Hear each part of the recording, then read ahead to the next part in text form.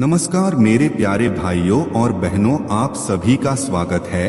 दोस्तों, आज का यह वीडियो आप सभी के लिए बहुत ही स्पेशल और लाइफ चेंजिंग साबित होने वाला है, इसीलिए इस लाइफ चेंजिंग वीडियो को अंत तक जरूर देखें। दोस्तों, आपको लगता है कि आपकी किस्मत खराब है, तो आज मैं आपके साथ महात्मा बुद्ध की कथा शेयर करने वाला हूँ। वो सिर्फ आपके लिए ही है, इसे अंत तक ध्यान से जरूर देखें। तो बिना समय गवाए चलिए कहानी को शुरू करते हैं। बुद्ध के उपदेश। एक बार प्रदेश में अकाल पड़े, यह देखकर गौतम बुद्ध को बड़ा दुख हुआ। उन्होंने लोगों से कहा कि बहुत से लोग अन्न और वस्त्र के लिए तरस रहे हैं, उनकी सहायता करना हर मनुष्य का धर्म है।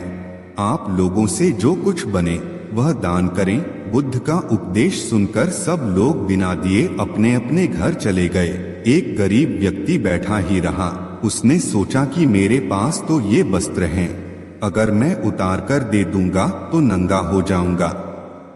उसने फिर से सोचा कि मनुष्य बिना वस्त्र के पैदा होते हैं और बिना वस्त्र के ही चले जाते हैं। न जाने कितने साधु सन्यासी बिना वस्त्र के रहते हैं, फिर मैं बिना वस्त्र के क्यों नहीं रह सकता।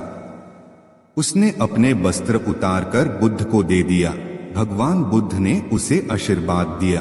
वह प्रसन्न होकर घर की ओर चल पड़ा।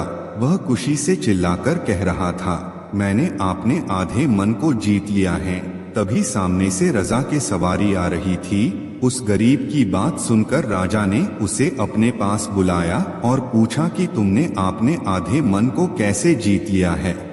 उस गरीब ने कहा कि भगवान बुद्ध दुखियों के लिए दान मांग रहे थे। यह सुनकर मैंने अपने वस्त्र उतार दिया। पहले तो मेरे मन ने इनकार किया, फिर मैंने उसे समझाया कि मनुष्य बिना वस्त्र के पैदा होते हैं और मृत्यु होने पर साथ में कुछ भी नहीं जाता। राजा उसकी बात से बड़ा प्रसन्न हुआ। उसने मोतियों का हार और कीमती वस्त्र उसे दिए। उसने वह सब ले जाकर भगवान बुद्ध के चरणों में रख दिए।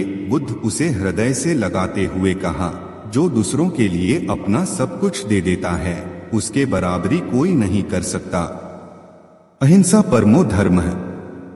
भगवान बुद्ध ने बताया कि सही मार्ग न तो भोग का है, न कठिन साधना का है। एक बार गौतम बुद्ध ने देखा, सामने से भेड़ बकरियों का एक झुंड में एक लंगड़ा मेमना है। वह अन्य पशुओं के साथ कठिनाई से आगे बढ़ रहा है। बुद्ध ने प्रेम पूर्वक पूछा, इस भरी दोपहरी में इन भेड़ बकरियों को घेरकर तुम कहाँ ले जा रहे हो। चरवाहे ने उत्तर दिया, मुझे राजा की आज्ञा मिली है कि आज सायंकाल राजा यज्ञ करा रहे हैं, उसमें बलि के लिए 100 भेड़ बकरियों की आवश्यकता है, इसलिए इनको वहां पहुंचाने जा रहा हूं। बुद्ध ने कहा, चलो मैं भी तुम्हारे साथ चलता हूं। उन्होंने लंगड़े मेमन को कंधे पर बिठा लिया और दोनों साथ साथ चल पड़ा। जब वे नगर में घुसे तो लोगों ने देखा कि बुद्ध अपने कंधे पर एक मेमने को रखकर चले आ रहे हैं। कुछ लोग उन्हें जानते थे और कुछ नहीं भी जानते थे, पर उनके बारे में सुन थे। लोग बोले, देखो यह वे तपस्वी जा रहे हैं जो सामने पहाड़ी पर रहते हैं, कैसे शांति के अवतार हैं। वे दोनों यज्ञ स्थल पर पहुंचे। राजसेवकों ने भेड़ बकरियों को गिना, पर जैसी ही वधस्थल पर नियुक्त व्यक्ति पशु की गर्दन काटने को उद्यत हुआ। बुद्ध ने कहा, राजन, वधकर्ता को खड्ग मत चलाने दो, पहले वह मेरी गर्दन पर खड्ग चलाए। हे राजन, पशुओं को छोड़ दो। वह राजा भगवान बुद्ध के आगे नतमस्तक हो गया।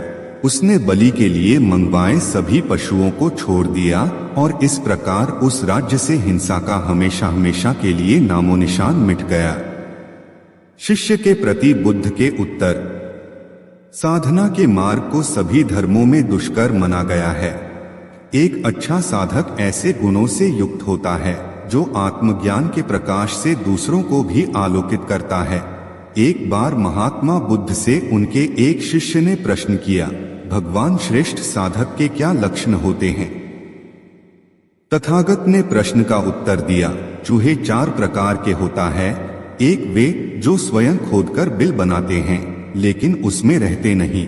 दूसरे वे जो बिल में रहते हैं पर स्वयं नहीं खोदते, तीसरे वे जो स्वयं बनाते भी हैं और उसमें रहते भी हैं, चौथा वे जो न तो बिल बनाते हैं और न ही बिल में रहते हैं। इसी प्रकार साधक भी चार प्रकार भागों में बंटी जा सकते हैं। एक वे जो शास्त्र पढ़ते हैं पर जो शास्त्र ज्ञान भी प्राप्त करते हैं और सत्य का अनुभव भी। चौथा वे जो ना तो शास्त्र का अभ्यास करते हैं और ना सत्य का आचरण। अब तुम ही निर्णय करो कि श्रेष्ठ साधक कौन है। बुद्ध की सहनशीलता। गौतम बुद्ध सत्य, अहिंसा और सहिष्णुता की प्रतिमूर्ति थे। इन्हीं सद्गुणों का उपदेश वे घूम घूम कर देते और लोगों से इन्हें अपनाने का आग्रह करते। एक दिन वे किसी गांव में पहुंचे। वहां कुछ ऐसे अज्ञानी लोग थे जो बुद्ध के विरोधी थे। वे बुद्ध को अपशब्द कहने लगे। यह देखकर बुद्ध के शिष्यों को बहुत बुरा लगा। उन्होंने बुद्ध को इसके विरोध करने का आग्रह किया तो बुद्ध ने उन्हें समझाया कि ये लोग तो अपशब्द ही कह रहे हैं। यदि ये पत्थर भी मार रहे होते तो भी कहता कि मारने दो, मैं जानता हूं कि ये कुछ कहना चाहते हैं लेकिन क्रोध के कारण कह नहीं पा रहे हैं। क्रोध से अपशब्द निकलते हैं। यहाँ तो क्रोध भवन कब का ढह चुका है। बुद्ध के विचार सुनकर अपशब्द कहने वाले हैरान रह गए। बुद्ध ने आगे शिष्यों से कहा, इन लोगों को बताओ कि पिछले गांव में क्या हुआ था। शिष्यों ने बताया, वहां के लोग फल मिठाइयां लेकर आए थे और आपने यह कहकर वे चीजें लौटा दी कि अब लेने वाला विदा हो चुका है। 10 साल पहले आते तो मैं ये सभी उपहार ले लेता। बुद्ध बोले, उन लोगों ने मिठाइयां गांव में बांट दी, लेकिन आप ये अपशब्द गांव में न बांटे। आप मुझे क्रोध नहीं दिला सकते। ठीक उस खूंटी की तरह जो किसी को नहीं टांगती, लोग उस पर वस्त्र अवश्य टांग देते हैं। कथा का सार यह कि साक्षी भाव सच्चे संत की पहचान है, जो अच्छे बुरे लाभहानि अपना प्राया के संकीर्ण भाव से मुक्त हो जाता है, उसे ही संतत्व की प्राप्ति होती है। बुद्ध की मूर्ति। चीन के चंगचू नामक प्रदेश में एक मठ था, जहाँ के महंत काफी ज्ञानी और कर्मठ थे।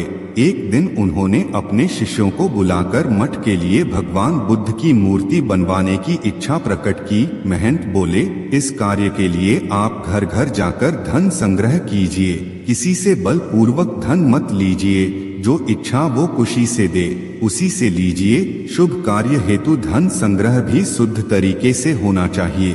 सभी शिष्य अलग अलग दिशाओं में धन संग्रह हेतु रवाना हो गए। इसी प्रक्रिया में एक शिष्य को तिन्नु नामक एक बालिका मिली। उसके पास एक सिक्का था। जब उसे भगवान बुद्ध की प्रतिमा निर्माण के विषय में चल रहे धन संग्रह के बारे में पता चला तो उसने श्रद्धावश वह एकमात्र सिक्का दान करना चाहा, किंतु शिष्य ने सिक्का को अति तुच्छ समझकर लेने से इनकार कर दिया। कुछ दिन बाद सभी शिष्य धनराशि लेकर मठ में एकत्रित हुए। महंत ने मूर्ति निर्माण आरंभ करवाया, किंतु अथक प्रयास के बाद भी मूर्ति संपूर्ण नहीं हो पा रही थी। कोई न कोई कमी रह जाती। इस पर महंत को संदेह हुआ। उन्होंने शिष्यों से धन संग्रह के बारे में पूछा। सभी ने बारी बारी से अपने अनुभव सुनाए। इसी क्रम में जब तिन्नु का प्रसंग आया तो महंत पूरी बात समझ गए। उनके आदेश से वह शिष्य उस बालिका के पास गया और क्षमा मांगते हुए उसके एकमात्र सिक्के को आदर पूर्वक ले लिया। धातुओं के घोल में उस सिक्के को मिला देने पर सहज ही एक सुंदरतम मूर्ति निर्माण हो गया। यह कथा श्रद्धापूर्ण दान की महत्व को प्रस्थापित करती है। दान भले ही अल्प मात्रा में किया जाए, किंतु यदि वह संपूर्ण श्रद्धा भाव से किया गया तो जरूर सार्थक रूप में प्रतिफलित होता है और असीम पुण्यों का सृजन भी करता है। बुद्ध और राजकुमार। मगध राज्य के राजकुमार शरों बेहद उद्दंड था। उसको दूसरों की अपमान में आनंद की अनुभूति होती थी। दूसरों को अपमानित करने में वह उम्र का ख्याल भी नहीं करता था। जब माता पिता उसकी हरकतों से परेशान हो गए तो उन्होंने अपने महल में गौतम बुद्ध को आमंत्रित किया। बुद्ध जब महल में आए तो उन्होंने राजकुमार के विषय में सभी बातें सुनी। उन्होंने राजा से राजकुमार को प्रवचन में लाने के लिए कहा। श्रोण अपने पिता के साथ आया और प्रवचन की समाप्ति पर वह बुद्ध के चरणों में लौट गया। बुद्ध के वचनों के प्रभावित होकर वह बौद्ध धर्म में दीक्षित हो गया। उसके जीवन पूर्णतः बदल गया। कुछ समय बाद उसने प्रायश्चित करने के लिए अन्न जल का त्याग कर दिया। उसके इस कठोर प्राण के विषय में जब भगवान बुद्ध को ज्ञात हुआ तो वे उसे देखने आए। उन्होंने स्नेहपूर्वक उसके मस्तक पर हाथ रखा और बोले, श्रोण, अन्न जल के त्याग के चलते तुम्हारा स्वास्थ्य गिरता जा रहा है। तुम संगीत के जानकार हो, इसलिए उससे जुड़े मेरे एक प्रश्न का उत्तर दो। क्या वीणा के तार ढील करने पर उससे स्वर लहरी फूटती है? श्रोण बोला, नहीं, अधिक कसने से तार टूट सकते हैं। तब तथागत बोले, वीणा से मधुर संगीत निकालने के लिए उसके तारों को न तो अधिक ढीला रखना चाहिए और न तो अधिक कसना चाहिए। इसी प्रकार हमारी जीवन भी एक वीणा की तरह ही है, जिसे भले भांति चलाने के लिए सभी वस्तुओं का पूर्ण त्याग उचित नहीं है। श्रोण ने कठोर प्रतिज्ञा से मुक्ति ले ली और सहज जीवन जीने लगा। यह कथा जीवन को नैसर्गिक तरीके से जीने पर बल देती है, जिसमें उचित आवश्यकताओं की पूर्ति और अतिरिक्त इच्छाओं पर नियंत्रित का संदेश शामिल है। यदि जीवन को आवश्यकता, पूर्ति और संयम के संयोग से संचालित किया जाए तो परम शांति प्रदायक होती है। दोस्तों, गौतम बुद्ध के कथा आज के लिए इतना ही। ये कथाएं आपको कैसी लगी हमें कमेंट बॉक्स पर कमेंट करके जरूर बताएं। साथ में इसी तरह के वीडियो देखने के लिए चैनल को जरूर सब्सक्राइब करें। धन्यवाद।